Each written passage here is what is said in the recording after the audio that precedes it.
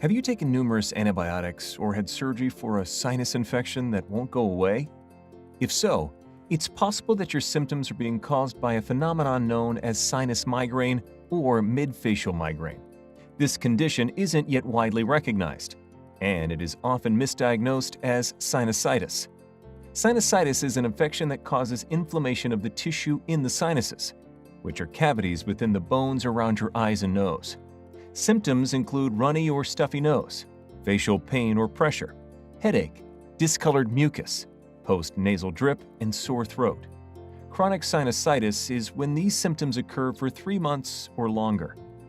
Most often, sinusitis is treated with antibiotics, steroids, or in some cases, surgery. If the condition does not improve with typical treatments, it's possible the correct diagnosis could be something else, like sinus migraine. Sinus migraine occurs due to hyperactivation of the trigeminal and autonomic nervous systems.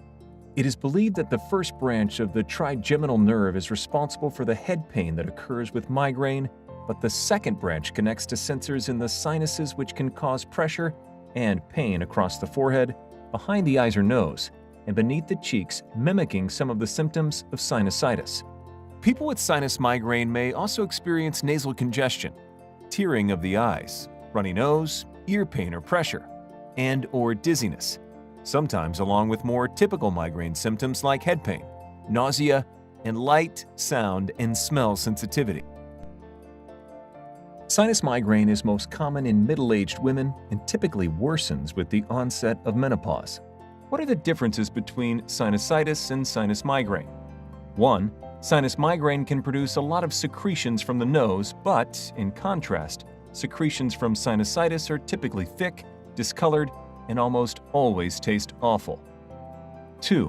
While headache can be present with both sinusitis and sinus migraine, sinusitis does not include nausea, vomiting, and light, sound, and smell sensitivity, which could be indicators of migraine. 3. Having a family history of migraine disease may help to distinguish these two conditions. 4. Symptoms of migraine disease tend to change over a lifetime. Therefore, a prior history of classic migraine may be an indicator that sinus migraine is a new form of the same disease. Can antibiotics, steroids, or sinus surgery help sinus migraine? Antibiotics and steroids are frequently prescribed as a first-line treatment for sinusitis.